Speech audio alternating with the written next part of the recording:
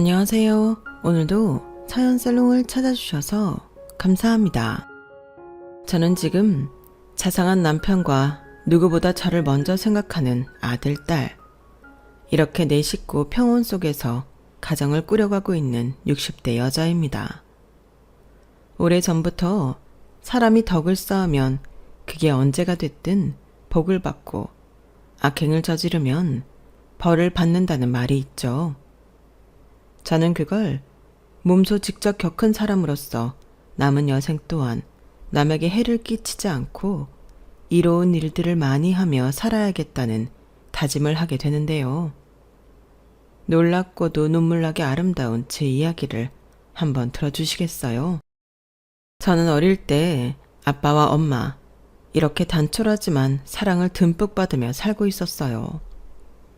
부모님은 두 분 다 지혜롭고 현명하신 분이었죠.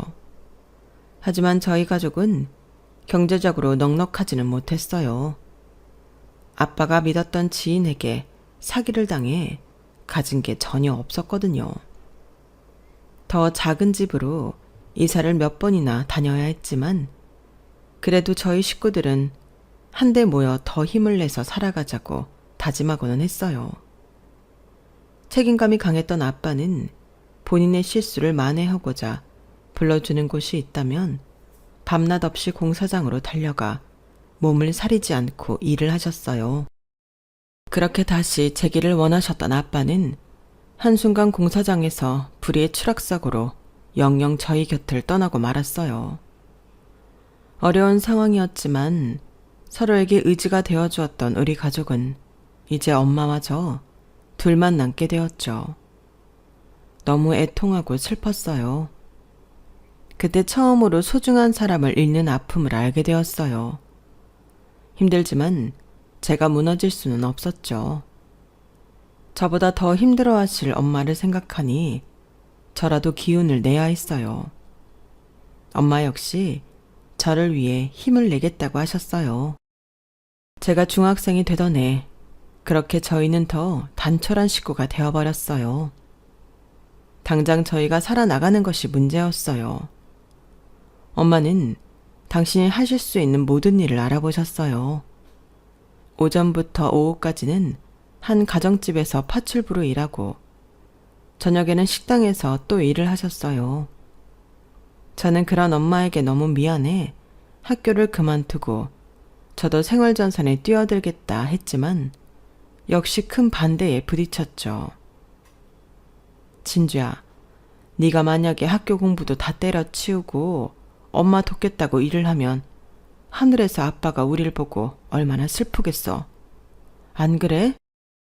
네 마음은 알겠는데 이건 부모인 엄마의 몫인 거야. 너는 그저 학교 잘 다니고 공부 열심히만 해. 그게 네 몫인 거야. 엄마의 희생 덕분에 저는 계속 학교를 다녔고 누구보다 더 열심히 공부를 했어요. 그렇게 우리 모녀는 서로를 위해 더 열심히 살았죠. 누구보다 고단했을 엄마지만 제 앞에서는 단 한 번도 힘든 내색을 하지 않으셨어요. 항상 웃으시면서 오히려 제게 힘든 일은 없는지 물어오셨죠. 진주야, 오늘 엄마 일하는 집 사모님이 선물로 돼지고기가 많이 들어왔다고 우리도 가져가서 먹으라고 주셨어. 엄마가 맛있게 구워줄게. 다행히 엄마가 일하는 집이나 식당 사장님 모두 너무 친절하고 너그러운 분이셨어요. 그래서 그나마 엄마는 조금 편한 마음으로 일을 하셨고요. 당시 저희 모녀는 골목길 끝에 있는 작은 단칸방을 하나 얻어 살고 있었어요. 어느 날 보니 앳돼 보이는 젊은 여자가 포대기에 폭 쌓여 얼굴도 보이지 않는 아기를 꼭 껴안고 바로 옆방에 들어왔더군요. 처음에는 누가 이사 왔는지도 몰랐다가 아기 울음소리에 알게 된 거죠. 여자는 항상 긴장된 얼굴로 아기를 안고 다녔어요. 안녕하세요. 옆방에 새로 오셨어요? 네? 네. 아기가 아주 어린가 봐요? 네. 2달 정도 됐어요. 서글서글한 엄마의 인사에도 경계심 많은 눈빛으로 대하던 여자였죠. 진주야, 옆방에 새댁 아마 무슨 사연이 있는 것 같아. 애 아빠도 안 보이고 어려 보이는데 혼자 아기를 데리고 이런 데까지 와서 사는 거 보면. 그러게, 혼자 키우시는 건가? 다른 가족도 없어 보이던데.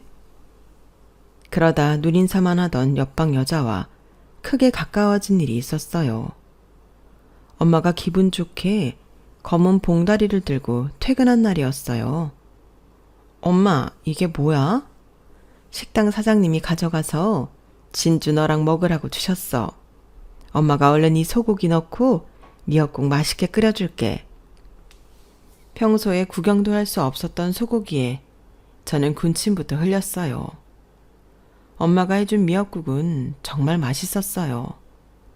간만에 따뜻한 밥에 미역국까지 단숨에 해치워버렸죠. 진짜 너무너무 맛있다, 엄마. 많이 먹어. 엄마가 이렇게 맛있는 거 자주 해줘야 하는데 미안해.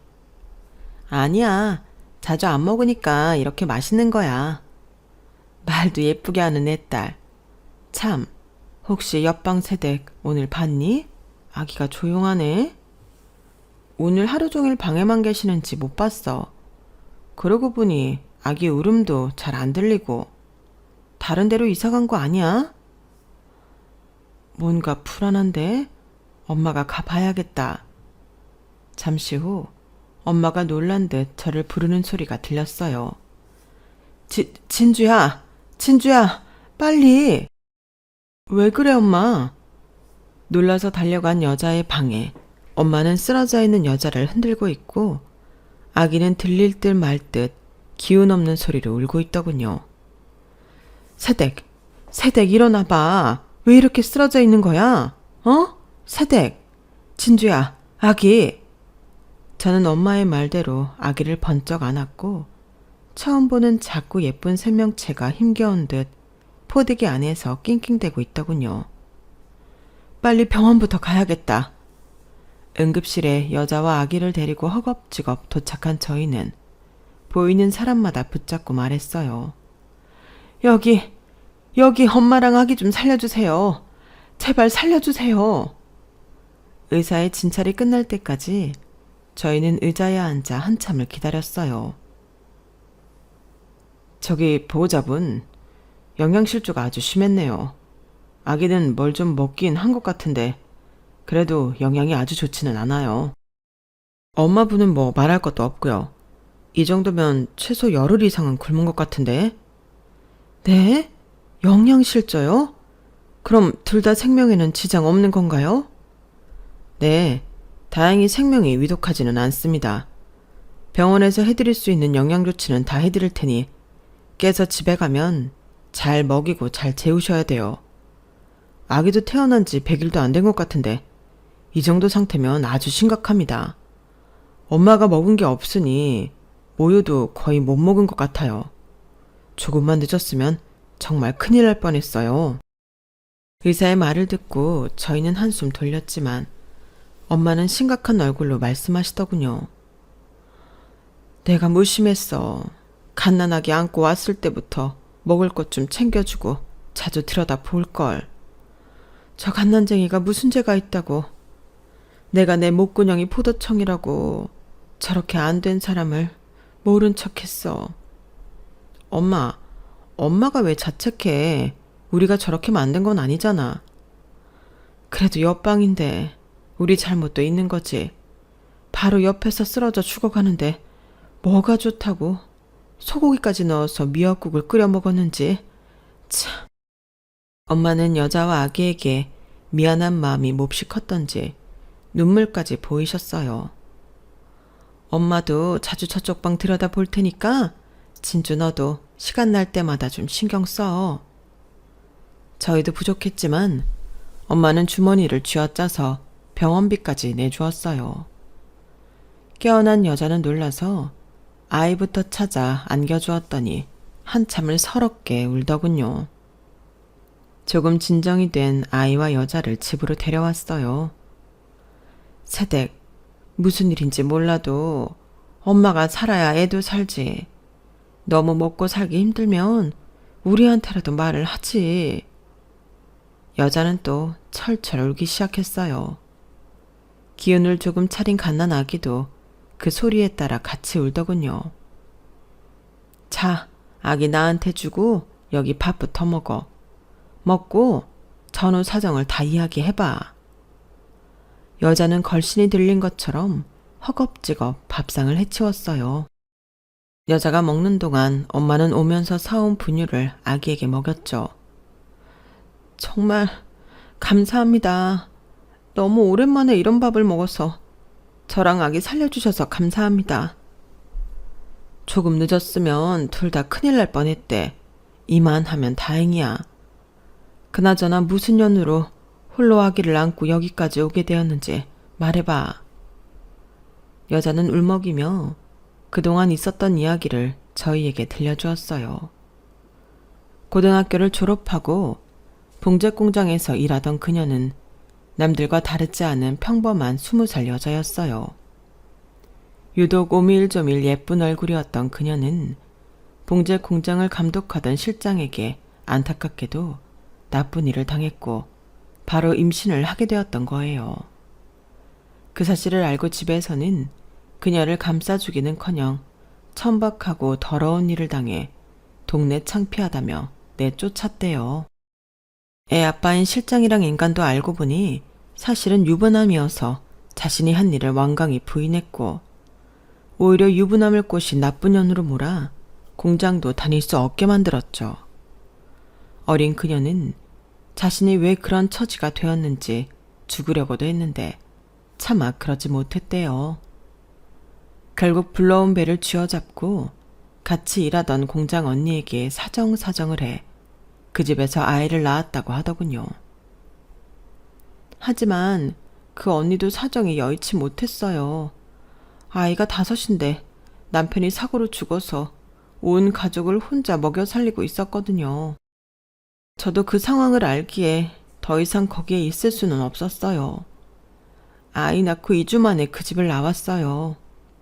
제가 나올 때 언니가 돈을 아주 조금 쥐어줬는데 아기 분유 한 통 사고 이방 한 칸 얻을 정도 되더군요. 젖을 쥐어짜서 나오는 몇 방울로 아이를 먹이고 분유도 아껴 먹였어요. 그럼 새댁은 애만 먹이고 아무것도 안 먹은 거야? 제가 뭐 먹을 자격이 있나요? 엄마가 먹고 살아야 애한테 먹을 것을 주지. 그럼 그 집에서 나올 때 가져온 분유 한 통으로 여태까지 버틴 거야? 네. 그러다 갑자기 일어났는데 어떻게 쓰러졌는지 기억이 나지 않아요. 어쩜 이렇게 무모할까? 그럼 우리한테라도 도움을 진작 청하지. 저랑 딸은 모두한테 버림받았잖아요. 제 가족들한테도, 심지어 아빠라는 사람한테도. 사람이 너무 무서웠어요. 여자든 남자든 상관없이 사람 자체가 너무 두렵고 무서워졌어요. 그래도 애는 살아야지. 이러면 쓰나. 여자는 서러운 듯 통곡을 시작했고 엄마는 그런 그녀를 꼭 안아주었어요. 이제 내가 알았으니 괜찮아. 나도 정말 세상에 모진 풍파 겪고 살았다고 했는데 어린 나이에 여기도 뭐 만만치 않구만. 이제 아기 생각해서라도 못된 생각하지 말고 잘 먹고 잘 살아야지. 어? 그녀의 이름은 정윤영. 고작 21살로 저보다 6살 많은 언니였죠. 아직 아이 출생신고도 하지 못한 윤영 언니는 저희의 도움으로 무사히 출생신고까지 마칠 수 있었어요. 정나나, 이름 너무 예쁘다. 나나야, 이제 너도 대한민국 사람이야. 그 후 많은 변화가 있었어요. 우선 돈이 문제였죠. 엄마는 집에 아이를 놓고 언니가 일을 나갈 수 없으니 데려가서 해도 무방한 곳을 알아봐 주었어요. 동네 작은 시장 안에 떡집 하나가 있었는데 엄마와 약간 친분이 있는 곳이었죠. 윤영 언니의 사정을 들은 사장님은 흔쾌히 언니가 와서 일할 수 있게 해주셨어요. 윤영아, 진주 엄마한테 얘기 다 들었다. 어린 나이에 나쁜 짓 당한 것도 모자라서 모든 사람들한테 외면당한 채 혼자 애 낳고 여기까지 오느라 얼마나 힘들었니. 매일 가게에 아기 데리고 와서 애 보면서 일해. 바쁘면 옆 떡볶이집이고 과일 가게고 애 잠깐 맡겨도 돼. 우리 다 같이 여기서 20년 넘게 장사한 사람들이야. 시장 사람들이 보기와는 다르게 정이 엄청 많아. 오히려 아기 예뻐서 서로 데려가서 보겠다고 난릴 거다. 감사합니다. 정말 너무 감사합니다. 엄마의 도움으로 언니는 떡집에 나나를 데리고 다니면서 일할 수 있게 되었고, 역시나 나나는 주변 상인들에게 사랑을 듬뿍 받으며 자랐어요.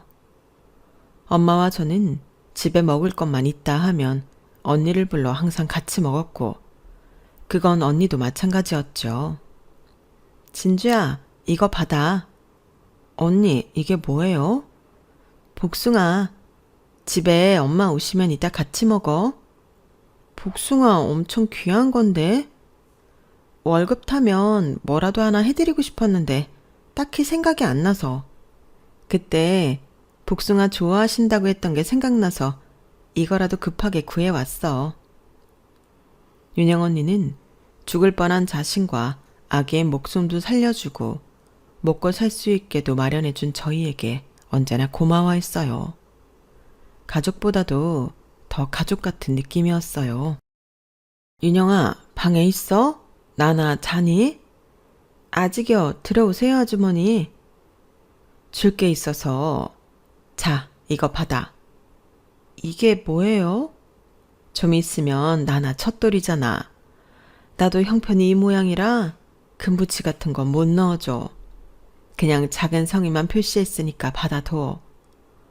아니, 아주머니, 이게 다 뭐예요? 이렇게 안 주셔도 돼요. 받아, 얼른. 나나가 윤영이 내 새끼만은 아니야. 우리 다 같이 키워서 내 손주 같기도 하단 말이야. 이걸로 맛있는 걸 사 먹던지 애 옷을 사 입히던지 해. 많이는 못 넣었어. 아주머니, 정말 이렇게까지 해주실 줄은 평생 이 은혜 잊지 않을게요. 나나가 걷기 시작하고 말을 시작할 때쯤 언니와 저희는 같이 이사를 했어요. 엄마의 아이디어였죠. 윤영이 너도 혼자 아기 보는 것보다 우리가 같이 있는 게 낫지 않겠어? 나도 나나 아른거려서 못 헤어지겠다. 우리 같이 이사하자. 이사라고 하기엔 너무 초라한 짐들이었지만 저희 네 사람은 방 2칸짜리 작은 빌라를 함께 얻었어요. 같은 집에 사니 더 가족 같았어요. 나나는 엄마 저를 가리키며 이모라고 하고, 엄마를 향해서는 안 되는 발음으로 할미, 할미라고 부르며 온갖 귀여움을 독차지했죠. 그렇게 언니의 어두운 얼굴에도 점점 미소가 번지기 시작했어요. 그렇게 몇 년의 세월이 흘렀고 가난하지만 행복할 줄 알았던 저희 네 사람의 시간도 끝을 향해 가고 있었어요. 진주야, 혹시 우리 나나 봤어? 나나? 나 학교 갔다 온 뒤로 계속 못 봤는데? 언니가 데리고 나간 거 아니었어? 내가 데리고 나간 거 맞아. 나나랑 놀이터 갔다가 목마르다고 해서 물 얼른 가져다 주려고 왔다. 다시 갔는데 애가 안 보여. 도대체 어디 간 거지? 혹시 집에 돌아왔나 싶어서 지금 막 뛰어왔는데 집에도 없어. 뭐? 나가서 다시 찾아보자, 언니. 저와 언니는 목이 터져라 나나의 이름을 부르며 골목 사이사이를 쥐잡듯이 쑤시고 다녔어요. 1시간이 지나도 보이지 않자 식당에 있는 엄마에게도 알리고 경찰에 가서 실종신고도 했어요. 언니는 거의 반 미친 사람처럼 울부짖었어요. 우리 나나야, 어딜 간 거야? 우리 나나 좀 찾아주세요, 제발. 그날 우리는 모든 뜬 눈으로 밤을 지새웠고 이틀이 지나고 나서야 경찰에게 연락을 받을 수 있었어요. 네? 우리 나나가요? 저희는 신발도 못 신고 경찰서로 뛰어갔고 그곳에서 꼬질꼬질한 채로 울고 있는 나나를 보게 되었어요. 나나야, 나나야, 엄마야. 엄마. 나나, 괜찮아? 다친 데는 없어? 어디 봐봐. 우리 나나, 엄마 좀 봐봐. 경찰이 해준 말에 우리는 아연실색하고 말았어요. 아무래도 저 윗동네에 있는 50대 남자가 아이를 데려갔던 것 같습니다. 네? 뭐라고요? 그 사람 지금 어디 있어요? 만나게 해주세요. 지금 다른 경찰이랑 있습니다. 도대체 왜 그 인간은 우리 나나를 그렇게 함부로 데려간 거예요? 내가 가서 죽여버릴 거야. 진정하세요. 그 남자가 평소에 정신질환을 앓고 있는데 아무래도 충동적으로 데려갔다가 아이가 너무 울고 하니까 감당이 안 된 모양이에요. 경찰서로 오히려 본인이 아이를 데리고 왔더군요. 지금 진술하는데도 횡설수설하고 있어 아주 어려움이 많습니다. 정신질환이요? 정신이 아프면 병원에 가서 치료를 받을 것이지. 언니, 진정해. 그 남자를 어떻게 할지는 좀 나중에 생각하고 우선 나나 겁먹었잖아. 나나 얼른 안아줘. 나나야, 엄마가 미안해. 무서웠지? 정말 미안해. 언니는 겁먹은 나나를 품에 안고 한참을 울었어요. 우린 나나를 데리고 집에 돌아왔지만 모두 놀란 가슴을 좀처럼 진정시킬 수가 없었죠. 그냥 길을 잃은 것도 아니고 정신질환자에게. 하긴 저희 동네가 다른 지역보다 집값이 워낙 저렴해 사는 사람이 많기로 유명했어요. 아무래도 사람이 많고 그 중에도 소득이 낮은 집단이 대부분이다 보니 범죄 발생 확률이 높기는 했었죠. 우리 동네에 하루 걸러 꼭 한 번씩은 각종 발생하는 범죄 소식이 들려왔었거든요. 불안한 사람들이 언제나 조심하는 수밖에 없었어요. 그런데 이런 끔찍한 일이 우리에게도 일어나다니 모두에게 충격으로 다가온 이 일 때문에 우리는 또 한 번 삶의 큰 변화를 겪게 되었어요. 그 일이 있고 한 달 후쯤 언니가 저와 엄마에게 결심한 듯한 얼굴로 조용히 말했어요. 아주머니, 저 나나 보내려고요. 어? 나나를 어디를 보내? 입양이요. 뭐? 갑자기 입양이라니 이게 다 무슨 소리야? 원래 작년부터 아는 분한테 계속해서 제의는 왔었어요. 그런데 절대 못 보낸다고 못 들은 척 하고 살았는데 이제는 나나를 더 좋은 곳으로 보내서 자라게 해주는 것이 맞겠다 싶은 생각이 들어서요. 저만 생각하지 말고 나나만 생각했을 때 어떤 선택이 현명한 판단인지 많이 고민했어요. 그런데 나나를 위해서는 아무래도 보내는 게 맞는 것 같아요. 당시 나나는 6살이었고 언니는 아직 30대가 되기 전이었어요. 언니의 아는 지인 말로는 인성도 좋은 데다 알아주는 부잣집의 한 부부가 가진 것은 많은데 유일하게 아기가 없어 속을 끓이고 있었다고 해요. 그래서 부부는 입양을 알아보고 있었는데 무슨 연유인지는 몰라도 제대로 연결된 아이가 없었다고 하더군요. 그런데 거기 사모님이 시장 떡집에 왔다가 우리 나나를 본 거예요. 그냥 너무 귀여운 아이라고만 생각했는데 내 상황을 듣게 된 거예요. 그래서 그 지인한테 혹시 제 상황이 어려우면 아이를 본인들이 키워주면 어떻겠냐고 물어왔대요.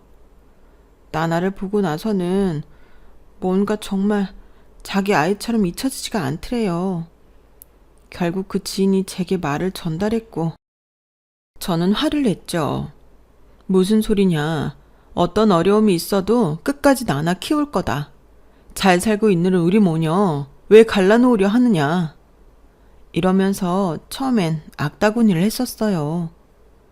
그런데 지난번 사건은 그 후 계속 그 부부 얘기가 머릿속에 맴도는 거예요. 그 사람들 사는 곳은 부자 동네라 여기처럼 나쁜 일이 일어날 걱정 안 해도 되고 무엇보다 그 집에 가면 나나가 매일 따뜻한 밥 먹고 포근한 잠자리에서 예쁜 옷 입고 살 수 있다라는 생각에 몇 년 후면 이제 학교도 가야 되잖아요. 여기서 아무리 제가 몸이 부서져라 일을 해서 돈을 번다 해도 애가 뭘 하고 싶다고 했을 때 제가 다 들어줄 수 있는 상황은 오지 않겠더라고요. 비록 원치 않은 상황에서 나나를 임신한 거고 낳게 되었지만 제가 그 아이의 엄마여서 얼마나 행복했는지 영원히 제 곁에 두고 싶지만 제가 해줄 수 있는 게 많지 않더라고요. 거기 가면 누리고 살 수 있으니까 슬프지만 보내주는 게 맞지 싶어서요. 윤영이 넌 나나 보내고 살 수 있을 것 같아? 멀쩡히 살 것 같냐고. 지금도 이렇게 힘들어하면서 제 이기심이 아이의 밝은 미래를 막는 건 원치 않아요. 누구보다 특별한 아이니까요. 처음 본 그 사모님도 자기 딸처럼 착각할 만큼요. 참 어려운 일이다.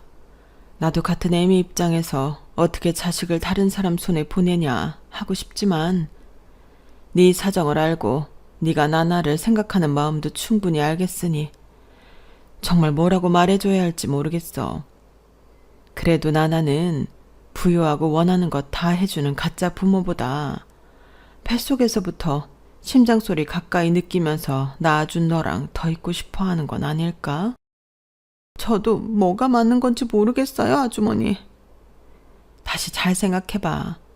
난 윤영이 네가 얼마만큼 나나를 사랑하는지 아니까. 애를 보내고 얼마나 힘들지 벌써부터 걱정된다. 조금 힘들어도 나나 그냥 데리고 있는 게 좋지 않을까 해. 엄마와 저의 만류에도 불구하고 언니는 나나를 보내기로 결정한 것 같았어요. 며칠 뒤 입양 뜻을 밝힌 부부와 언니의 지인까지 집에 와서 이것저것 살펴보고 했기 때문이죠. 결국 우리는 나나와 헤어지게 되었고 그날 우리 집은 하루 종일 울음바다가 되고 말았어요. 영문도 모르고 갑자기 다른 사람 손에 잡혀 징징거리는 나나. 그런 나나를 똑바로 보지도 못하고 뒤돌아 숨죽여 우는 윤영 언니. 그런 둘을 보고 먹먹한 가슴을 치며 눈물을 흘리던 엄마와 나. 우린 결국 그렇게 그 작고 예쁜 아이와 이별하고 말았어요. 나나를 보내고 언니는 꼬박 한 달을 알아 누워 있었어요. 마음과 몸이 다 무너져 언니 스스로 회복이 불가능해 보였죠. 저와 엄마는 그대로 언니를 보살폈어요. 항상 떡집에서 놀고 있는 나나를 봐온 주변 상인들도 끊임없이 안부를 묻고 먹을 것을 보내왔죠. 윤영 언니, 이거 좀 먹어봐. 과일 가게 사장님이 삼계탕을 한 솥 끓여다 가져다 주셨어. 언니 이거 먹고 빨리 기운 내라고. 어떻게 감사 인사를 전해야 할지 모르겠네.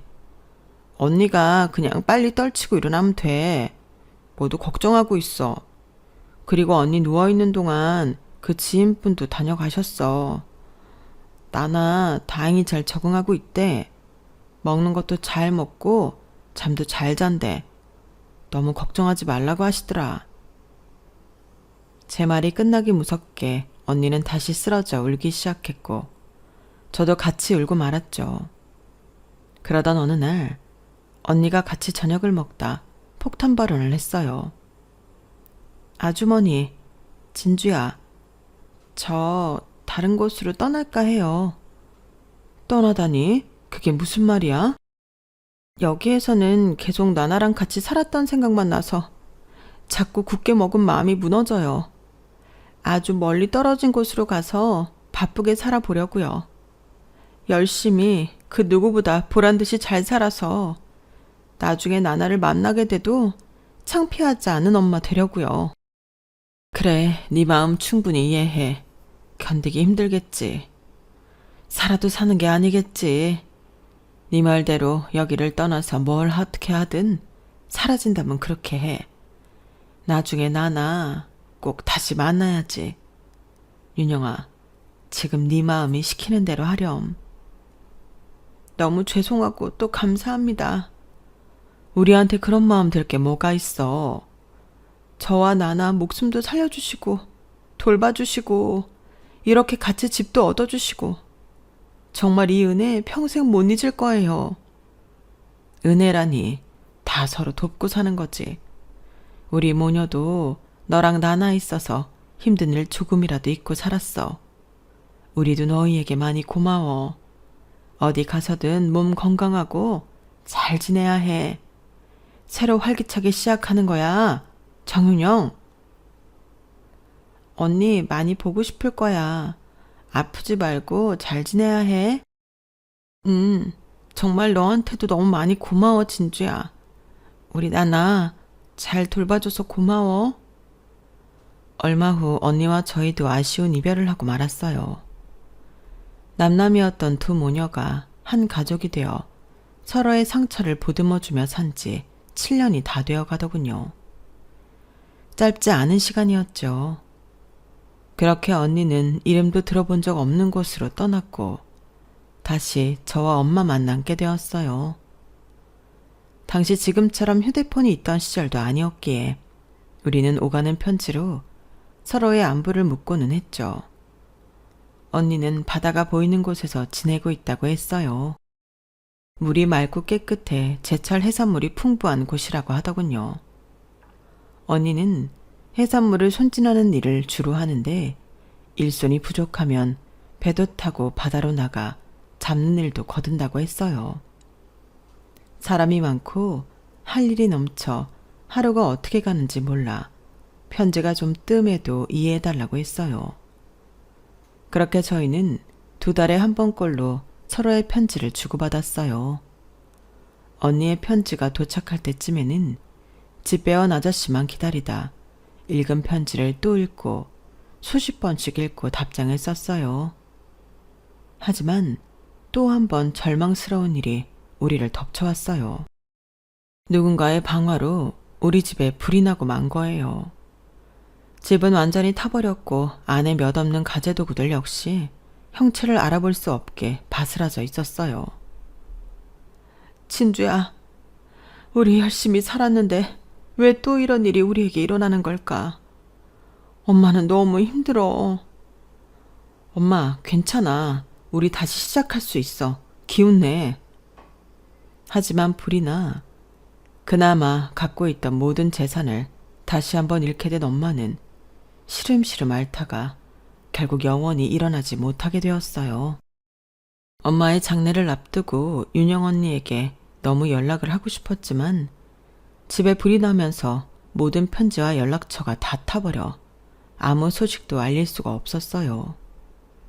그렇게 저는 막막하고 쓸쓸한 마음으로 고생만 했던 엄마의 가시는 길을 배웅해 드렸어요. 공부를 계속 하고 싶었던 저는 어쩔 수 없이 생활전선에 뛰어들어 돈을 벌러 다니기 시작했어요. 안 해본 일이 없을 정도였죠. 공장 일부터 식당, 청소, 물건 파는 일까지 제가 할 수 있는 일은 마다하지 않고 다 했어요. 당시 저 역시 예전에 윤영 언니 마음처럼 뭐라도 하면서 바쁘게 살아 고되고 슬픈 현실을 잊고 지내고 싶었던 것 같았어요. 그렇게 작은 고시원에서 몇 년을 지내다 돈을 조금 모아 지하 단칸방을 거쳐 2층에 방이 2개 있는 집까지 옮겨갈 수 있게 되었어요. 그러기까지 딱 10년이 걸리더군요. 그 사이 지금의 남편을 만나 어줍잖은 연애라는 것도 해보고 몇 년 뒤 저희는 결혼을 하게 되었어요. 남편 역시 가진 것이 많은 사람은 아니었지만 누구보다 절 사랑해주고 아껴주는 남자였어요. 설비 일을 하던 남편은 저와 결혼 후 작은 철물점을 내었고 저 역시 남편 일을 도우며 아이들도 낳고 살고 있었죠. 넉넉하지는 않았지만 행복했어요. 엄마와 저 둘에서 이렇게 또 다른 4명의 가족이 생긴 느낌은 너무 벅차오르고 감격스러웠어요. 힘들었던 과거와 어이없게 돌아가신 엄마를 잊기 위해 한동안 쉼없이 바쁘게 살았다면 아이들이 생기고는 자연스럽게 더 좋은 환경을 주고 싶어서 바쁘고 열심히 살게 되더군요. 그렇게 또 저도 모르게 30년이라는 시간이 흘렀어요. 어느 날 곧 결혼을 앞둔 아들이 먼저 가족여행을 제안하더군요. 아빠, 엄마, 우리 여행 가요. 우리 네 식구 제대로 여행 간 적 없었잖아요. 제가 좋은 곳으로 알아보고 잘 모실게요. 갑자기 무슨 여행이야. 그런 거 가본 적도 없는데. 그러니까 가는 거죠. 평생 그 철물점만 하시면서 저희 먹이고 입히시느라 어디 한번 가보신 적 없잖아요. 이번에 우리 진짜 한번 가요. 아들과 딸의 성화에 저희는 처음으로 일주일이나 가게 문을 닫고 여행을 가게 되었어요. 엄마랑 아빠 드시고 싶은 거 말만 하세요. 우리가 다 빵빵하게 준비해놨어요. 말만이라도 고맙네. 그래도 이렇게 바람 쐬러 나오니까 좋긴 좋다. 그렇지 여보? 나도 미안해. 나한테 시집와서 고생만 하고 애들 키우고 했는데 군소리 한 번 없이 살아줘서 정말 당신한테 미안해. 무슨 소리야. 당신 덕분에 이렇게 착한 아들, 딸 돕고 지금 효도도 받고 있잖아. 애들은 뭐 혼자 키웠나? 아들과 딸이 번갈아가며 운전하는 차에 타 발길이 닿는 곳에 가서 맛있고 좋은 것 먹고 편한 곳에서 잠도 푹 잤어요. 이렇게 좋을 수가 있나 싶을 정도로 행복했죠. 그러다 우리는 한 바닷가 마을에 들리게 되었어요. 아들은 흥분해서 말했어요. 엄마, 아빠, 여기 진짜 맛집이 있는데 제가 짠 여행 코스 중에 꼭 가봐야 하는 곳이에요. 제가 미리 사진을 보고 왔는데 진짜 어마어마하더라고요. 기대하셔도 좋아요. 아들이 정말 맛있을 거라며 엄지를 치켜 세운 한 식당 앞에 내렸어요. 3층짜리 건물을 한 식당이 통으로 쓰고 있더군요. 밖에 있는 크고 넓은 수조 안에는 다양한 해산물들이 가득 헤엄치고 있었고 주차장과 식당 입구에는 이미 사람들 행렬이 길게 늘어져 있었어요. 아들, 사람 많아서 이거 못 먹겠는데? 에이, 제가 이미 다 예약해놨죠. 여기 예약 잡는 것만 한 달 걸렸어요.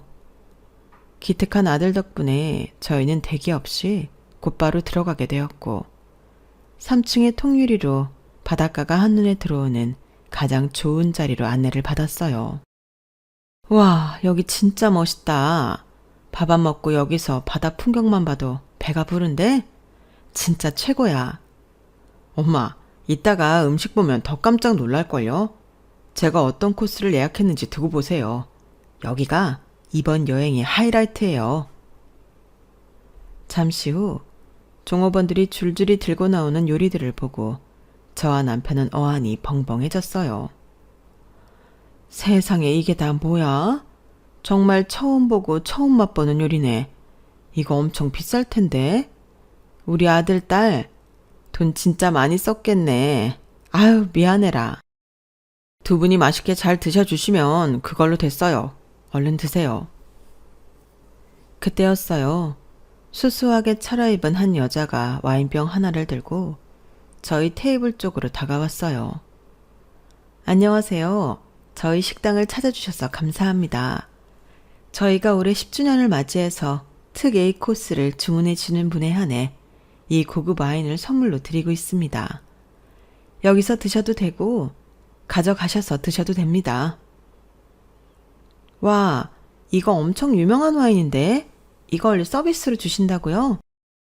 네, 저희 식당을 찾아주신 여러분께 조금이나마 감사한 마음을 보답하고자 마련한 이벤트입니다. 부디 식사 맛있게 하시고 좋은 시간 보내고 가십시오. 그런데 정중하게 저희에게 인사를 하고 돌아가는 여자의 뒷모습이 매우 낯익어 보였어요. 목덜미에 100원짜리만한 점이 제 눈에 띄었죠. 저 목 뒤에 점 어디서 봤는데? 그러고 보니 얼굴도 좀 낯설지 않은 것 같고. 누구더라?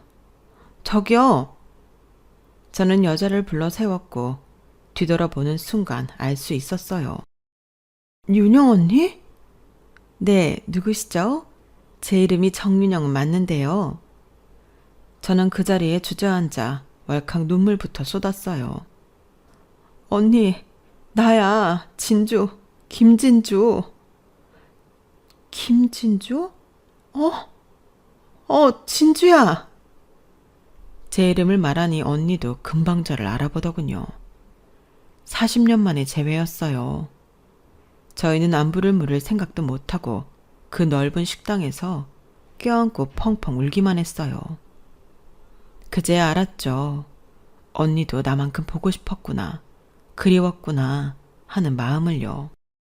어떻게 된 거야? 언니가 왜 여기 있어? 너야말로 여기 어떻게 온 거야? 아주머니는 잘 계셔? 돌아가셨어. 언니 떠나고 몇 해 있다가. 뭐? 어쩌다가? 집에 불이 났었어. 남은 거 없이 다 타버렸어. 간신히 희망의 끈을 쥐고 살고 있던 엄마는 어느 순간 맥이 풀렸는지 그 길로 누워있다가 돌아가셨어. 너무 허망하게. 말도 안 돼. 나한테 그렇게 삶의 희망을 주셨던 분이 어떻게... 그러니까 말이야. 언니한테 연락하고 싶었지만 편지고 연락처고 다 타버려서 나도 맨몸으로 나와서 다시 시작했거든. 언니를 찾을 방법이 없었어. 그래서 그랬구나. 편지를 아무리 보내도 답장이 없어서 다른 곳으로 이사 갔나 싶었어. 아주머니는 잘 보내드렸어? 나도 뭐 형편이 좋지만은 않아서 그냥 약소하게. 엄마가 살아계셔서 언니 봤으면 진짜 좋아하셨을 텐데. 살아있으면 언젠가 아주머니랑 널 한 번은 만나겠지 했어. 그런데 아주머니를 뵐 수가 없다니. 윤영 언니 역시 이곳으로 내려온 뒤 편지에 쓴 것처럼 해산물 손질 일도 하고 배도 타면서 일을 많이 했더군요. 그러다 작은 식당을 하면서 손맛이 좋다고 입소문을 타며 장사가 잘 되었고 그렇게 조금씩 가게를 넓혀 갔었다고 해요. 15년 전쯤 전 부인이랑 사별한 지금 남편을 만났는데 원래 하던 가게에 남편의 재정적 지원을 조금 더 받아서 이 식당을 차리게 된 거야. 올해로 이 가게가 10년이 되었는데 남편한테 도움받았던 돈도 다 돌려주고 이제는 남편이 하던 일 관두고 여기 주방 와서 일해. 언니가 사장인 거지? 진짜 성공했네. 대단하고 자랑스럽다. 항상 감사할 뿐이지. 하도 못 먹어서 영양실조로 그 추레한 방구석에서 나나랑 죽을 뻔했는데 지금 내가 이렇게 살 수 있다는 게 참... 나도 신기해. 너랑 아주머니 아니었으면 지금 나도 없어. 아니야. 언니는 원래 성공할 사람이었던 거야. 참, 이거 오랜만에 만났는데 물어봐도 되려나? 나나는? 나나 소식 알아? 나나 이야기가 나오자 언니는 의외로 세상 밝은 표정을 지으며 말해주었어요. 당연하지. 우리 나나 여기 자주 와. 정말? 어떻게 된 거야? 입양 갔었잖아. 맞아. 나나가 자꾸 생각나서 나도 너무 힘들어 이곳으로 온 거잖아. 그런데 나나가 대학생이 되기 전 그 양부모한테 어떻게 연락이 왔었어. 나나를 보여주고 싶다면서. 그래서 그때부터 줄곧 나나와 연락하고 만나왔지. 나나도 본인이 입양 간 거 다 알고? 그 양부모한테 너무 감사해. 어릴 때부터 나한테 입양한 사실을 어김없이 알려줬대. 너의 친엄마는 너를 버린 게 아니라 더 좋은 환경에서 자라게 해주고 싶어서 우리에게 너를 보내주신 거다.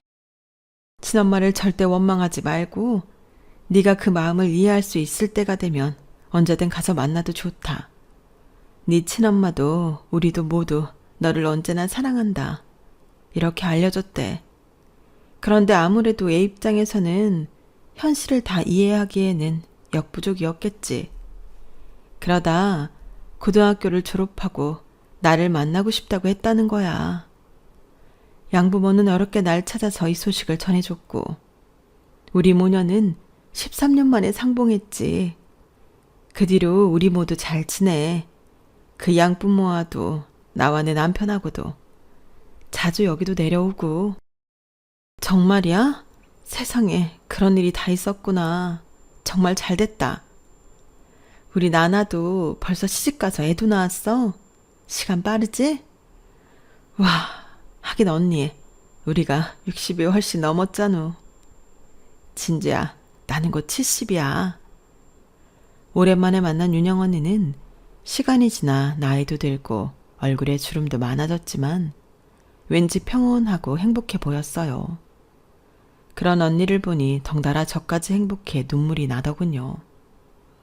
그리웠던 인연을 다시 만나면서 가족 여행의 마무리까지 너무 완벽한 순간이었어요. 그 후 저는 언니와 자주 연락하고 만나고 했어요. 저는 어릴 적 귀여운 얼굴을 아직 간직한 나나와 그 식구들도 만났고 언니를 데리고 엄마를 모신 곳에 찾아가기도 했죠. 언니는 늦게 찾아와 죄송하다며 한참을 울었어요.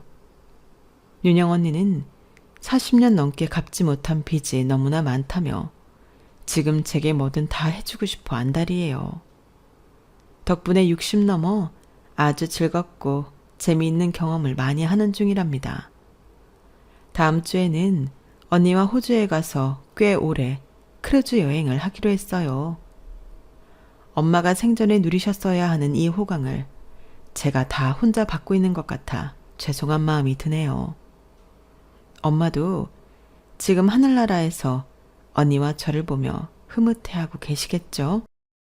제 이야기는 여기까지입니다. 들어주셔서 고맙습니다. 여러분의 일상도 행복으로 가득하시길 진심으로 바랍니다. 여러분, 사연 댓글에 응원과 현명한 조언 부탁드려요. 좋아요와 구독은 저에게 큰 힘이 됩니다. 오늘도 좋은 일 가득하세요.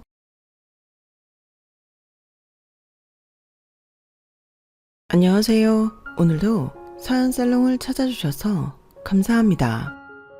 저는 서울 가양동에 사는 60대 여성이에요. 원래는 수원에 살았는데 딸아이가 같이 살자고 해서 얼마 전 이사를 왔네요. 딸은 몇 달 전 이혼 소송을 마무리하고 혼자 살고 있었거든요. 그동안 정신없던 것 정리하느라 고생했다고 여행이나 다녀오라고 했더니 굳이 저까지 베트남에 데리고 가더라고요.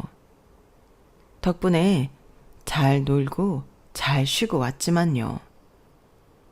딸은 그때부터 저랑 같이 살자고 했지만 제가 마다했어요.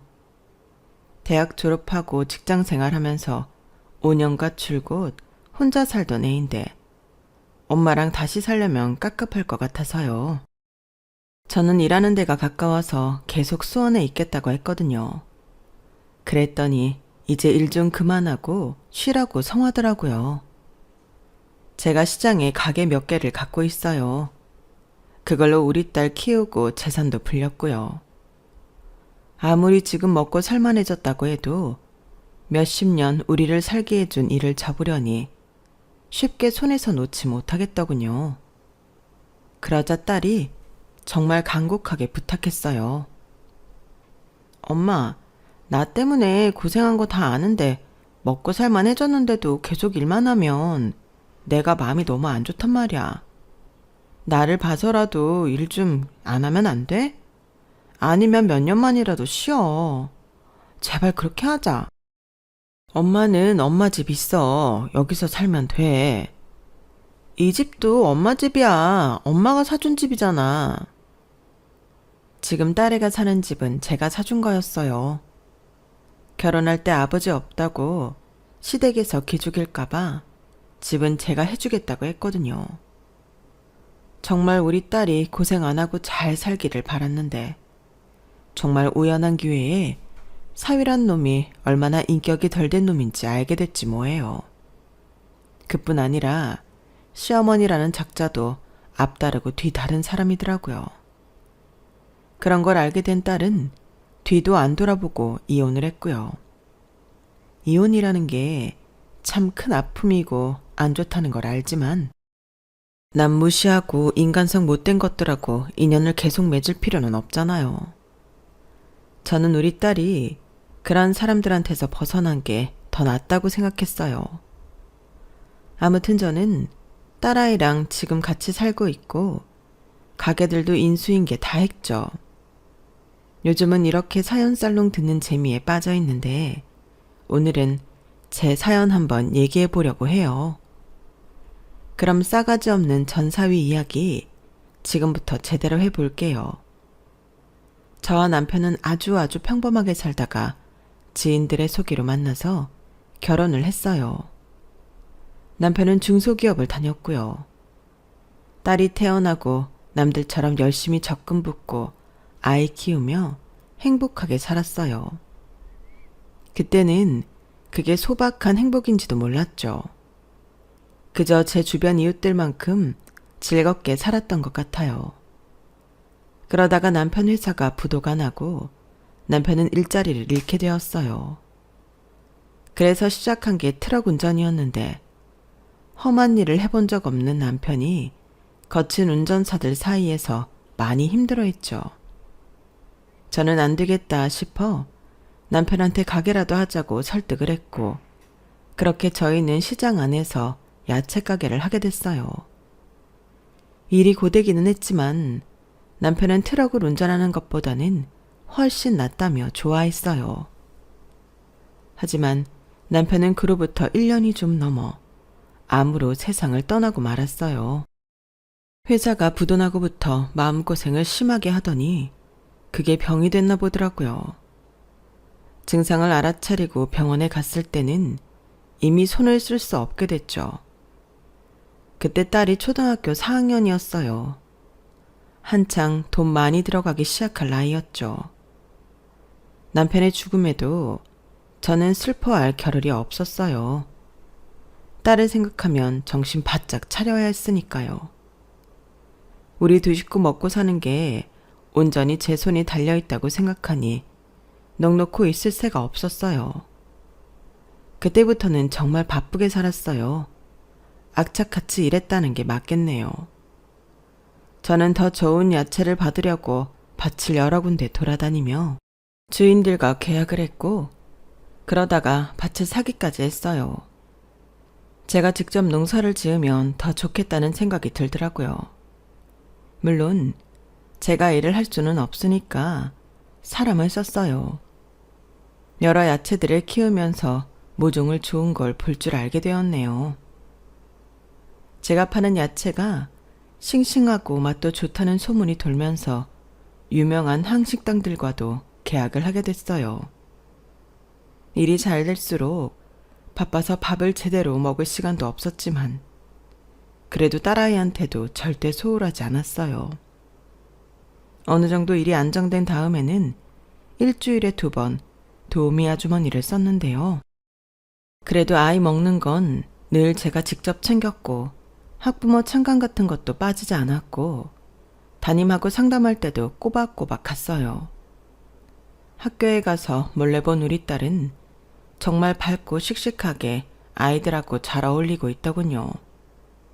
그걸 보니 어찌나 대견하고 기특하던지요.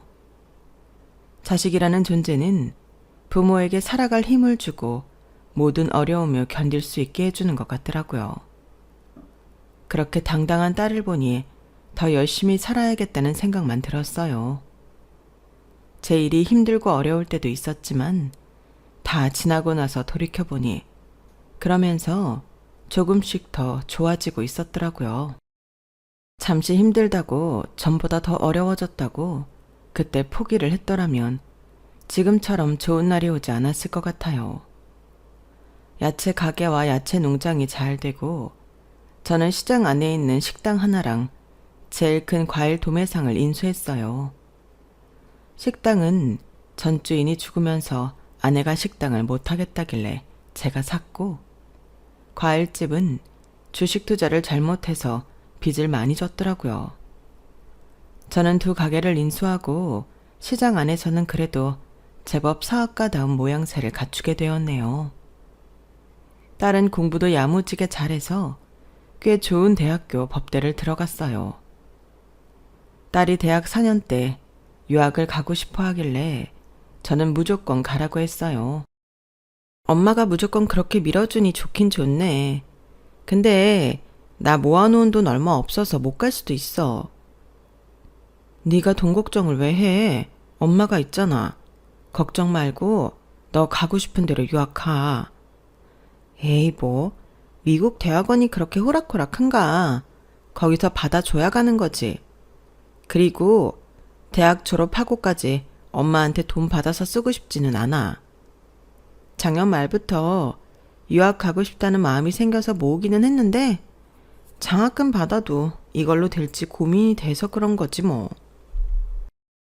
성아야, 엄마가 인생에서 가장 아찔했던 때가 언제인 줄 알아? 아빠 돌아가시고 내가 너 하고 싶은 거 못 해주면 어떡하나. 그렇게 되면 안 되는데. 그때였어. 아주 밤에 잠도 안 오더라고. 근데 엄마가 해줄 수 있는데 네가 하고 싶은 걸 안 하겠다고? 그러면 안 되지. 아무리 성인이어도 요즘 같은 세상엔 엄마 도움 받아야 돼. 니들 힘으로 해내기에는 어려운 게 좀 많아? 제발 엄마 말 들어. 알았지? 딸은 기특하게도 2년 동안 장학금을 받고 꽤 좋은 미국 대학원을 가게 됐어요. 그동안 저는 부지런히 딸애를 위해 모은 돈을 보냈죠. 통장이 비어도 기분 좋은 건 이때였네요. 딸아이를 위해서 써주는 거요. 우리 성아는 엄마인 저한테 보답이라도 하듯이 공부 잘하고 국제 변호사 자격증도 따고 대기업의 법무팀에서 일하게 됐어요. 그때 제가 진짜 저희 시장 전체에 잔치를 벌였네요. 하루 날 잡아서 저희 식당에서 음식을 해서 전부 다 돌리고 그날 식당 오는 사람들 전부 공짜로 먹였고요. 과일집에서도 과일 덤으로 한 봉지씩 더 주기도 했죠. 그게 참 재밌더라고요. 시장 사람들은 딸 잘 둬서 부럽다고 하면서 질투도 했지만 그래도 다들 나쁜 마음 없이 우리 애 위해서 선물도 해주더군요. 거기서 계속 터잡고 장사하며 인심을 얻긴 했나 봐요. 딸아이는 아주 일하는 재미에 푹 빠졌는지 북미로 자주 출장을 나가고 회사에서 야근하느라 눈코 뜰 새 없이 지내더라고요. 애인은커녕 남자들하고 같이 친구처럼 밥을 먹는 일도 없는 것 같았죠. 그래서 제가 한번 슬쩍 물어봤어요. 성아야, 너 남자친구는 없니? 어떻게 휴일에 남친 만난다고 나가는 것 같지가 않아? 남친? 남사친은 있지. 남자 사람 친구. 엄마, 나 아직 결혼 생각 없어. 근데 남친 사귀는 거는 좀 불편해. 감정 소모가 심할 것 같거든. 내가 남자를 사귄다면 그건 결혼할 사람이야. 그러니까 좀 기다려. 이런 놈도 만나보고 저런 놈도 만나봐야 너한테 잘해주고 평생 속 안 썩일로 말아보는 거야. 그냥 처음 만나서 아, 이놈하고 결혼해야겠다 하고 알 수 있는 게 아니야. 엄마, 인연이면 다 이어지게 되어 있는 거 아니야? 인연이 아니면 살다가도 헤어지는 거고. 나는 그런 거 심각하게 생각 안 할래. 딸 말대로 딸은 인연이 아닌 놈을 만났던 거죠. 그래서 이혼을 한 거고요. 아무튼 그렇게 일에만 파묻혀 살던 딸아이가 34이 되더니 드디어 결혼을 하겠다며 사윗감을 데려오겠다는 거였어요. 그 이야기를 듣고 얼마나 놀랐는지 몰라요. 따로 사니까 서로 평소에 어떻게 사는지 잘 몰랐거든요. 누구를 사귄다는 말도 없다가 갑자기 인사시킬 사람이 있다니 놀랍고 반갑고 아무튼 뭐라 말할 수가 없더라고요. 우리 일단 밖에서 만나자. 민수가 밥 산대. 정식 인사 전이라도 얼른 얼굴 보고 싶다나? 엄마, 우리 회사 어디 있는지 알지? 그 근처에서 만날 거니까 회사 앞으로 와. 아휴, 우리 딸이 웬일이야. 너 정말 마음 먹은 거구나? 잘했다. 일도 좋지만 연애도 하고 즐겁게 살아야지. 네 말대로 정말 결혼할 사람 딱 보여주네. 하여간 우리 딸은 자기 말한 거 실천은 잘한다니까. 저는 오랜만에 서울에 가면서 아무렇게나 하고 가면 딸아이가 창피할까봐 미용실도 다녀오고 옷도 제일 좋은 걸로 꺼내 입었어요. 나름 쫙 빼입고 가니 그나마 괜찮아 보이더라고요. 약속 장소에는 딸만 나와 있었고 한식당으로 가니 사위가 있더군요. 엘리베이터에서 내리는데 저만치 식당 앞에서부터 한 걸음에 와 90도로 인사를 하는데 솔직히 좀 뿌듯했어요. 안녕하십니까 장모님. 박민수라고 합니다. 이렇게 뵙게 되어 너무 기쁘게 생각하고 있습니다. 성화가 누구를 닮아 그렇게 우아하고 고급스러운가 했더니 장모님 닮아서 그렇군요. 너무 고상하고 기품이 있으세요. 아유, 이렇게 만나서 정말 반가워요. 내가 고상하다니 듣기 나쁘지는 않네. 우리 성아 좋게 봐줘서 고맙고. 오늘 저녁은 제가 모시겠습니다. 뭐든지 드시고 싶은 거 맛있게 드세요. 이쪽으로 오세요. 그렇게 저희는 그날 아주 좋은 분위기에서 맛있는 음식을 먹었어요. 딸아이는 사위한테 제가 가게를 몇 개 한다고만 말했더라고요. 저도 그 정도만 알고 있어도 되려니 했어요. 아직 우리 애랑 결혼하자고 완전히 약속이 된 것도 아닌데 속 깊은 이야기할 필요가 없다고 생각했거든요. 저는 몇 년 전 사놓은 건물을 리모델링해서 값을 잘 받고 팔아 그걸로 또 다른 건물도 샀고 시장 건너편에 재개발되는 지역에 사둔 땅값이 올라서 그걸 팔아 서울에도 건물을 사뒀었어요. 사위와 식사를 했을 그 당시에는 며칠 후에 또 다른 건물 계약을 앞두고 있었고요. 왜 중요한 일이 있기 전에는 더 말도 조심하고 신중한 게 좋다고 하잖아요. 저도 그렇게 생각했거든요.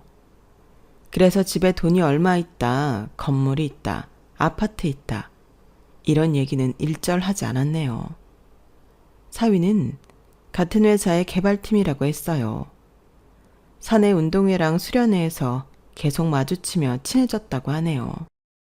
솔직한 심정으로는 우리 딸이 변호사 일을 하니까 사위도 그런 일 하는 사람이면 서로 잘 이해하고 좋지 않을까 했는데 그렇지 않아도 우리 애한테만 잘하면 되지 하고 넘어갔어요. 제가 건물주이고 아파트에 땅도 있다는 건 그 후에도 말하려면 말할 수 있었는데 사위가 딱히 궁금해하지도 않는데 자랑처럼 말하기도 뭐하고 해서 집으로 정식 인사 왔을 때도 그냥 넘어갔어요. 상견례 날이 돼서 딸의 시어머니 자리를 만났을 때는 어째 만만한 여자는 아닐 것 같다는 생각이 들더군요. 그래도 제가 시장이랑 밭에서 많은 사람을 상대하고 많은 일을 겪어봤잖아요. 사람이 좀 경박하다고 해야 하나? 웃으며 아주 사람을 샅샅이 훑어보더라고요. 저도 사실 민수 대학 때 혼자 됐거든요.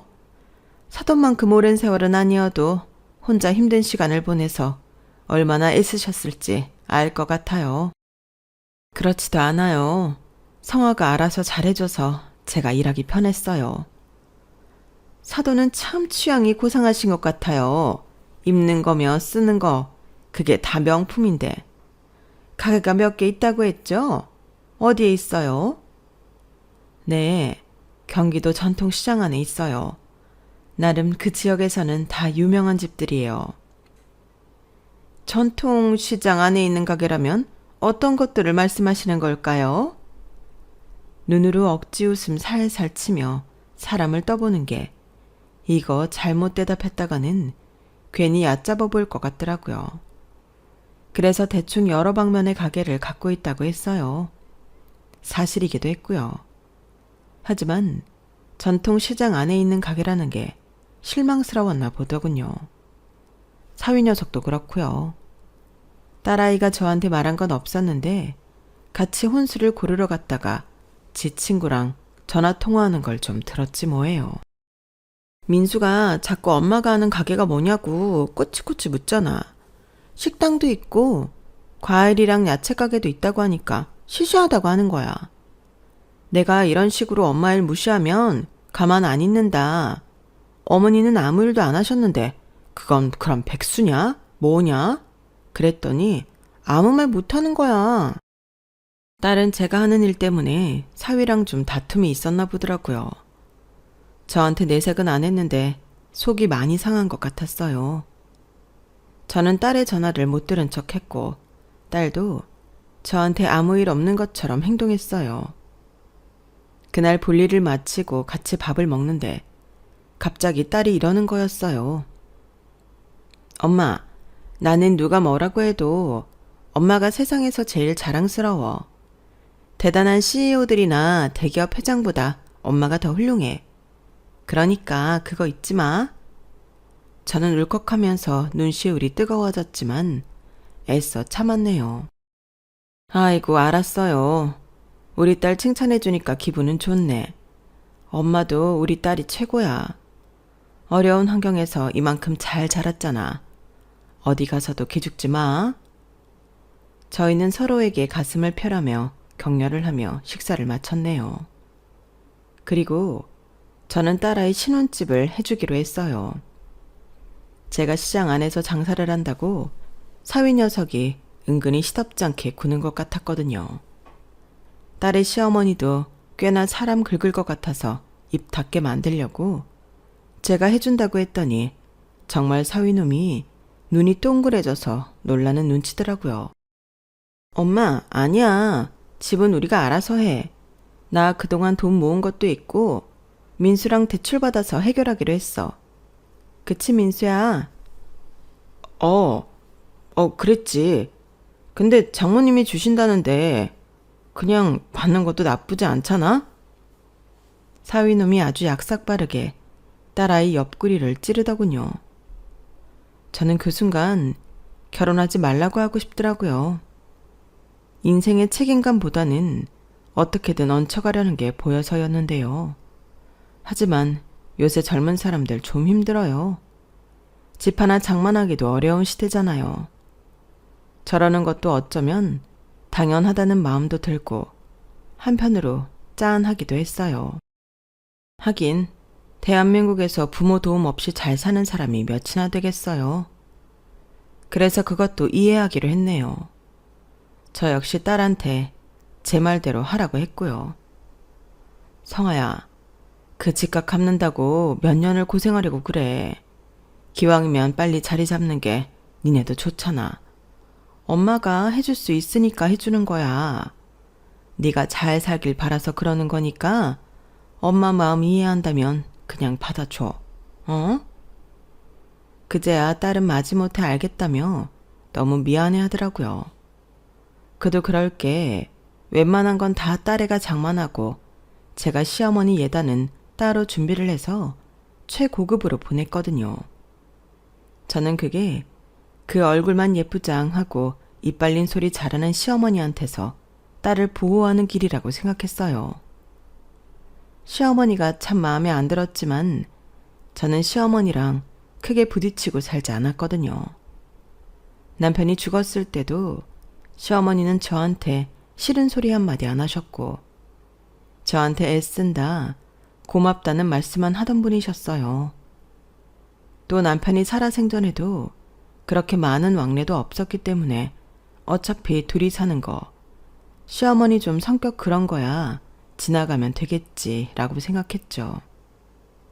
그렇게 딸의 결혼식이 며칠 앞으로 다가왔을 때였어요. 갑자기 사돈이 저한테 전화를 했더군요. 잘 지내셨죠? 보내주신 예단은 다 너무 잘 받았어요. 성화가 같이 쇼핑을 했다더니 좋은 걸로 잘 고르셨네요.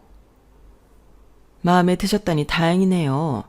오늘은 무슨 일로 전화하셨어요? 네, 실은 제가 부탁할 게 있어서 그러는데요. 제 의견을 들어주실 수 있으세요? 제가 들어봐야 할 것 같은데요. 무슨 일인지 말씀해 보세요. 그 사돈 쪽 하객들이 그러면 같은 시장에서 일하시는 분들도 꽤 오실 거 아닌가 싶어서요. 저희는 민수 아빠 친척들도 오는데요. 민수 아빠가 그래도 공무원이었고 시가가 참 전통 있고 얌전한 집안이에요. 이게 격이 맞으려나 싶은 걱정이 앞서네요. 괜히 사돈이 손님들 때문에 같이 격 떨어져 보이면 안 되잖아요. 그분들을 안 오셔도 된다고 좀 자제를 시켜주시면 어떨까요? 우리 딸 축하하겠다고 오겠다는 사람들을 제가 어떻게 막나요? 그건 도리가 아니죠. 시장에서 일을 하건 전통 있는 집안이건 먹고 자고 사는 거 다 똑같습니다. 사돈, 그렇게 생각하고 싶지 않으시겠지만 저희 다 벗겨놓으면 똑같지 않습니까? 어머, 벗겨놓는다니 무슨 그런 이상한 말씀을 하시는지 모르겠네요. 사람 위에 사람 있고 사람 아래 사람 있고 이런 거 아니라는 말씀 드리는 겁니다. 저는 제 손님 알아서 받을게요. 그 사람들이 제 격을 떨어뜨릴 사람들도 아니고요. 혹 격이 좀 떨어지면 어떻습니까? 제가 사돈 시가에 잘 보여야 될 이유도 없는데요. 제 말에 사돈은 더 이상 말을 못하고 알겠다며 식장에서 보자고 하고 전화를 끊더군요. 말은 예쁘게 돌려서 하느라 애는 쓰는데 결국 시장 사람들 식장에 못 오게 하라는 거잖아요. 결혼식장에서는 자기가 언제 그랬냐는 듯 아주 환하게 웃으며 아주 끌어안기까지 하는데 이 사람 참 대단하구나 싶었네요. 그래도 우리 성화만 불편하게 하지 않으면 된다고 생각했어요. 그리고 아이들이 신혼여행에서 오기 전 저는 아이들 오면 같이 먹으라고 사돈한테 아주 제일 당도 높고 고임 과일로만 골라서 바구니를 만들어 보냈어요. 백화점에서도 정말 비싸게 나가는 과일들이었어요. 그런데 배송이 완료되었다는 문자를 받자마자 사돈한테서 전화가 왔더라고요. 어머 사돈, 이게 웬 과일이에요? 세상에, 저 생각해서 보내신 거세요? 애들 오면 같이 드시라고 겸사겸사 보냈어요. 맛있게 드셔주시면 좋겠네요. 네, 그렇죠. 근데 제가 뭐 하나 물어봐도 될까요? 질문해도 괜찮으시겠어요? 이 여자는 꼭 말을 하기 전 저런 식으로 하는데 지가 물어보겠다는데 제가 어떻게 하나요? 무슨 꽤나 상대 배려하는 척 하는데 내용은 전혀 그렇지 않은 게 사람 은근히 성질을 건드리더군요. 말씀하세요. 뭔데 그러세요? 네, 정말 과일 받아서 기분은 좋은데 이 과일 사돈 시장에 있는 거 보내신 거 아니죠? 보니까 이게 백화점 라벨은 없어서요. 그래서 물어보는 거예요. 애들하고 먹는 건 상관없을 수 있겠지만 과일을 많이 보내셨는데 혹시라도 손님 오면 내놔도 부끄럽지 않을 물건인가 해서 말이죠. 사돈, 백화점 들어가는 웬만한 과일들 제 손 안 거치는 거 없어요. 백화점으로 들어가서 다시 사돈한테 가면 그 시간 동안 신선도가 떨어지겠죠. 제가 백화점으로 들어가는 것 중에서도 고급 품종으로 고른 거니까 안심하세요. 아우, 네. 아무려면 그런 신경을 써주셨겠죠. 그럼 마음 놓고 먹을게요. 근데 저희가 한번 같이 모이기로 했잖아요. 그때 사실 저희 친척 식당에 갈 거라서요. 거기 매출도 올려주고 좋잖아요. 제가 사돈이 시장에서 일한다는 말을 안 했어요. 이건 사돈 체면하고도 관계가 있는 거잖아요. 제가 사돈 면 세워주려고 그냥 가게 몇 개 가진 알부자라고 했으니까 그렇게 하세요. 저 잘했죠? 아, 정말 간드러지게 웃는데 옆에 있으면 한 대 때려주고 싶더라고요. 그리고 이어서 이렇게 말하더군요. 사돈, 그래서 제가 한 가지 부탁을 더 드리고 싶은데요. 우리 며느리 잘 봤다는 말 듣고 싶은데 제가 자랑할 수 있는 거 한 가지만 해주시겠어요? 전에 사돈했던 그 구찌 스카프요. 제가 구찌를 좀 좋아하거든요. 사돈끼리 같은 명품 하는 것도 이쁠 것 같고요. 혹시 저한테 해주실 수 있으세요? 그게 우리 성아 며느리 잘 들였다는 말을 들을지는 모르겠네요. 그래도 사돈이 원하신다면 제가 못해드릴 건 없죠. 저는 사돈이 이렇게 화통하고 시원시원하신 분이라는 거 진작 알아봤죠. 자기 위신이 어떻게 되든 상관 안 하고 오는 하객들도 다 받는 분이잖아요. 그럼 미리 감사드리고요. 저희는 그날 만나요. 저 들어갈게요. 이렇게 얌전한 척 예의 바른 척 사람 계속 매기는 거 알기는 했어도 아무 말 하지 않은 건 다 우리 성화를 위해서였어요. 딸내미 괜히 저런 얄미운 시어머니한테 열받는 일 생기면 뭐가 좋겠어요. 근데 저런 여자는 몇 번 좋은 거 해주면 별 말은 안 하겠다 싶어 제가 좀 감수하고 넘어가면 되지 했죠. 근데 진짜 그 어머니의 그 아들이라고 사위도 저런 데가 있더라고요. 그렇게 구찌 스카프를 사돈한테 해다 바치고 모임을 잘 마치고 났는데 저를 차로 데려다 준다길래 사위랑 딸아이와 함께 후련한 마음으로 집에 오는 길이었어요. 갑자기 딸애는 회사 법무팀 일이 생겨서 중간에 내려 회사를 갔고 사위가 저를 태우고 가는데 이러더라고요. 장모님, 참 센스 있으세요. 그래도 성화 입장 생각해서 시장에 가게 있다고 안 하셨잖아요. 정말 잘하신 거예요. 저나 엄마도 좀 그렇고요. 오늘 엄마한테 스카프도 참 잘하신 것 같아요.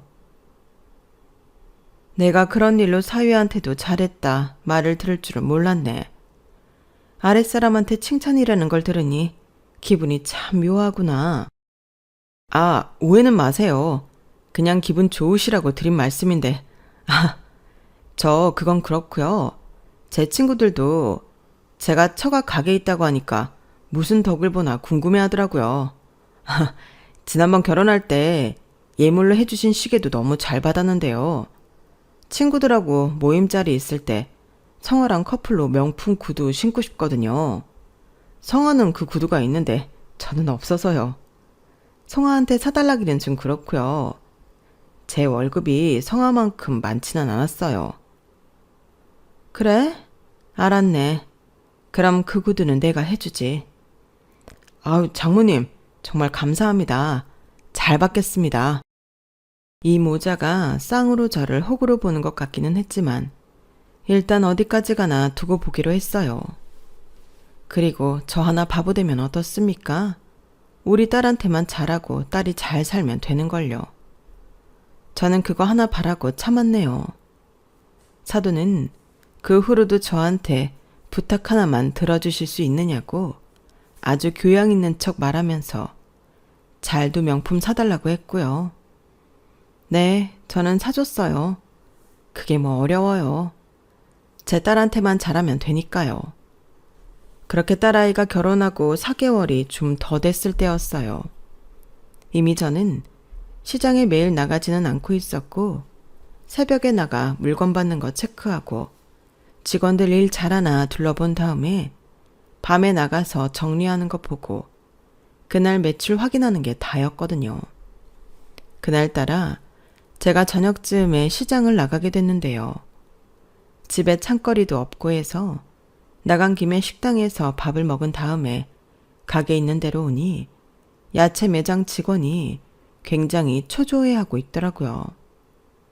왜 그러냐고 했더니 좀 전에 엄마가 허리를 다쳐서 병원 응급실에 갔다는 거였어요.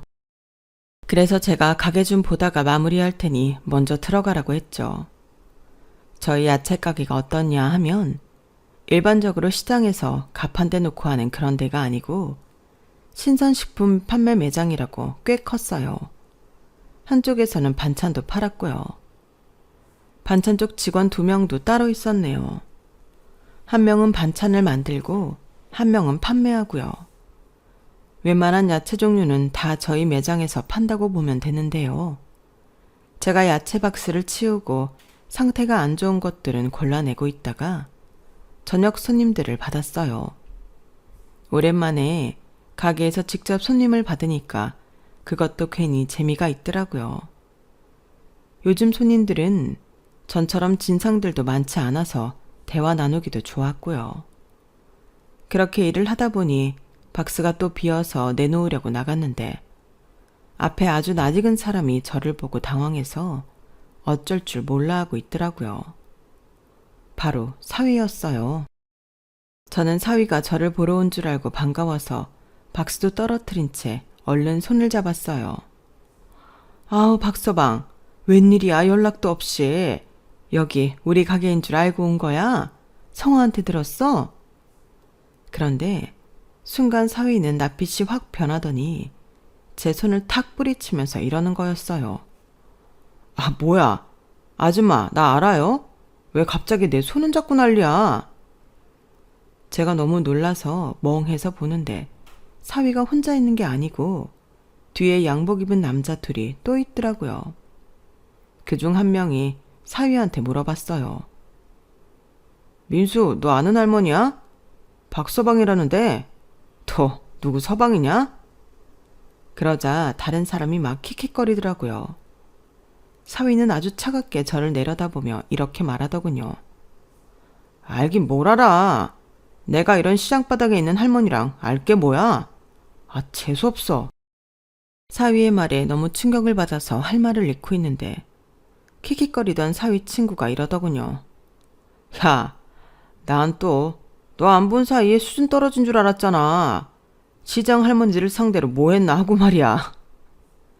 크크대는 사위 친구놈들보다 사위의 냉정한 눈빛에 소름이 끼치더군요. 제가 멍하니 있자 사위놈은 지 친구들을 데리고 제 어깨를 탁 치며 지나갔어요. 바로 그 순간이었어요. 딸아이 목소리가 들린 건요. 이게 지금 뭐 하는 짓이야? 박민수, 너 우리 엄마한테 뭐 한 거야? 어? 딸의 매서운 소리에 저는 얼른 고개를 들었어요. 그랬더니 딸아이가 무서운 얼굴로 사위 앞길을 막고 서 있더군요. 성아야, 어쩐 일이야?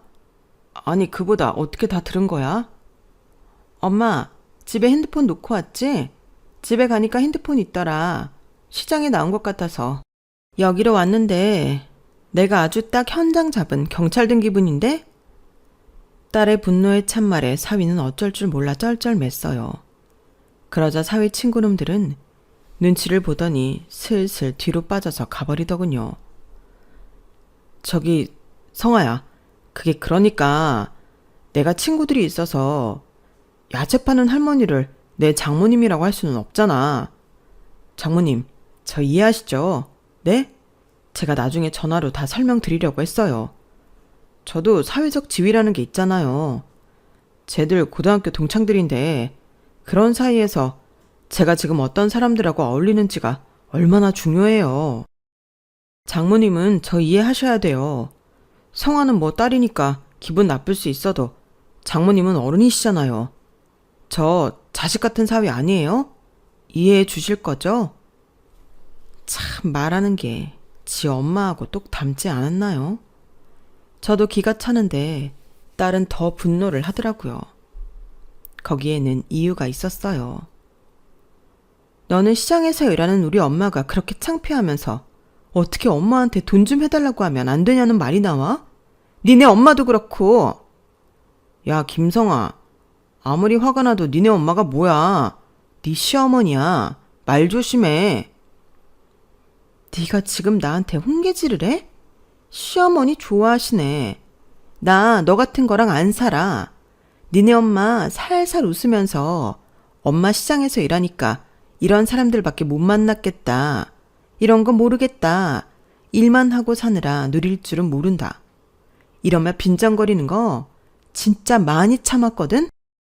근데 니네 엄마 우리 엄마한테 구찌 스카프며 백이며 뭐 받은 거 되게 많더라? 엄마가 가게에서 일하는 건 부끄럽고 빈정거릴 일이면서 둘 다 엄마한테는 왜 뭘 못 받아내서 난리지? 우리 엄마가 니네 모자 후구니? 나 너랑 더는 안 살아. 그런 줄 알아? 그러자 사위놈도 이제는 아주 배짱으로 나가더라고요. 허, 네가 아무리 국제변호사면 뭐하냐? 우리 회사 법무팀이면 뭐하냐고. 집안이 볼 거 하나 없는데. 그래, 이혼해. 이혼하면 누가 더 손해인데 그래? 시장 야채가게 딸인 너랑 전통 있는 집안의 아버지가 공무원이었던 나랑 누가 더 좋은 사람 다시 만날 확률이 높겠어? 어? 너 같은 거 괜찮은 집안에서 쳐다보기나 할 것 같아? 저는 그놈의 말에 눈이 뒤집혀서 막 덤비려고 했어요. 그런데 그때 누가 저를 부르는 거 아니겠어요? 아니 사장님, 핸드폰을 하도 안 받으셔서 여기까지 왔네요. 그 분당 건물 정말 안 파실 거예요? 사장님, 파세요. 제가 진짜 잘 받아드릴게요. 요새 건물 잘 안 나가는데 그 건물 딱 잡은 사람이 완전 돈 많은 분이에요. 아, 송 사장, 나 지금 정신 사나워. 나중에 얘기해. 나 분당 건물 아직 팔 생각 없어. 사장님, 몇 달 전 송파구 건물도 제가 연결해 드렸잖아요. 거기 다 장사 잘 되죠? 한의원에 약국에 카페에 IT 사무실에 내가 진짜 알짜 연결해 드린 거라니까. 이번에도 후회 안 하세요. 걱정 말고 맡기시라니까요. 그 말에 사위놈이 갑자기 안색이 변했어요. 저기 사장님, 그러니까 지금 저희 장모님한테 분당에 건물이 있다는 거예요? 그래요? 그 건물이 얼마나 커요? 아, 사위뿐인가 보네. 사위인데 몰랐어요. 이분 건물주잖아요. 그것도 건물 3채나 갖고 있어요. 여기 시장에서도 제일 장사 잘 되는 가게만 쏙쏙 갖고 계시고 아파트도 있고, 물론 사는 곳 말고요. 송 사장, 쓸데없는 말 하지 마. 그런 말 들을 놈 아니야. 이만 가고 내가 연락할게. 네, 송 사장 말 긍정적으로 생각해 볼 테니까 일단 가라고. 그렇게 억지로 부동산 사장을 보내고 났더니 사위놈이 갑자기 비굴하게 허리를 숙이며 제 손을 잡는 거였어요. 장모님, 박스 제가 치울게요. 왜 이런 일을 하고 계세요? 그러니까 다들 오해를 하잖아요. 저는 그놈의 손을 딱 뿌리치고는 뺨을 철썩 한 대 올려붙였어요. 시장 사람들이 다 놀라서 쳐다볼 만큼 소리가 크게 나더군요. 사위놈은 놀라서 뺨을 붙잡고 저를 쳐다봤어요. 장모 같은 소리 하네. 너 이 자식, 내가 어디 너랑 네 애미 이뻐서 챙겨준 줄 알아?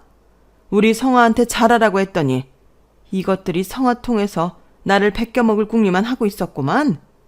그리고 성화 마음 편하게 해주지도 않고. 너 같은 건 사위도 아니다 이 자식아. 썩 꺼져.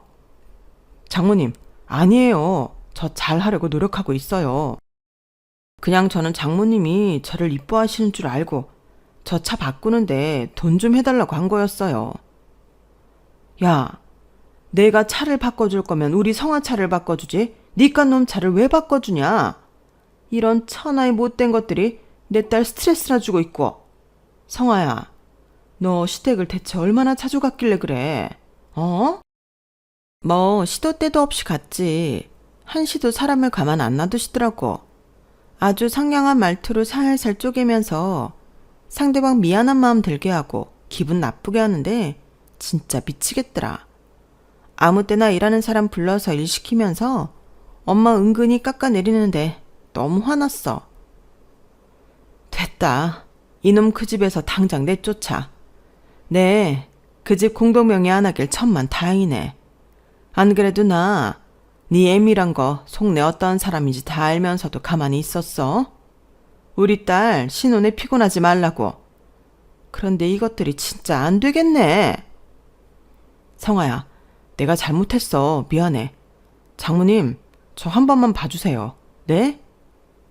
사위놈이 싹싹 빌며 잘못했다고 했지만 저는 대차게 정강이를 한 대 더 걷어차주고는 제가 아는 심부름센터에 전화를 했어요. 그리고 바로 사위놈 짐을 다 빼버렸죠. 그랬더니 바로 그 밤에 사돈이 저를 보겠다고 찾아왔더군요. 어머 사돈, 속상하셨죠? 저라도 그랬을 것 같아요. 우리 민수가 실수를 좀 한 것 같은데. 그런 것도 너그러이 봐주셔야 진정한 어른이 아닐까요? 저희가 결례를 저지른 것 같은데 원래 마음 넓으시잖아요. 다 이해하실 거라 믿고 싶어요. 저는 바로 가서 그 여자가 목에 감고 있는 구찌 스카프를 풀어서 휴지통에 집어 던졌어요. 그리고 머리채를 한번 확 잡았네요. 어머머머 사돈, 이러지 마세요. 천박하게 왜 이러세요? 천박? 야, 너는 말만 이쁘게 하면 다니? 말 내용에서 썩은 내가 진동을 하는데? 너 인생 그렇게 살았어? 헛살았네. 그 나이 먹도록 헛살았어. 그러니 자식 새끼 하나 있는 게 인성이 쳤다위지. 너 지금부터라도 똑바로 살아. 그리고 다시는 우리 앞에 나타나지 마. 알았어? 그러자 그 여자는 혼이 나간 얼굴로 꽁무니 빠져라 도망을 치더군요. 그 뒤로 저희 딸은 앞서 말씀드린 대로 이혼 절차를 밟았고 6개월 정도 소송을 거쳐 승소를 하고 정식 이혼을 했어요. 제가 진작에 말렸더라면 우리 딸 인생에 상처를 주지 않았을 텐데 너무 안일했다는 생각에 후회가 많아요. 딸은 자기는 아무렇지 않다고 어쨌든 자기가 선택했던 일이니 이것도 다 공부라고 생각할 거라고 하더라고요. 그래서 지금은 딸하고 같이 살고 있어요. 딸은 앞으로 결혼은 할지 안 할지 잘 모르겠다고 하네요. 저도 그런 거에 얽매이지 말고 순리대로 살자고 했어요. 사람 인연이라는 거 함부로 맺는 게 아니라는 걸 늦은 나이에 절실히 깨닫게 됐네요. 저도 인생 공부 제대로 했어요. 제 이야기는 여기까지예요. 들어주셔서 다들 감사하고요. 모두 행복하세요. 여러분, 사연 댓글에 응원과 현명한 조언 부탁드려요. 좋아요와 구독은 저에게 큰 힘이 됩니다. 오늘도 좋은 일 가득하세요.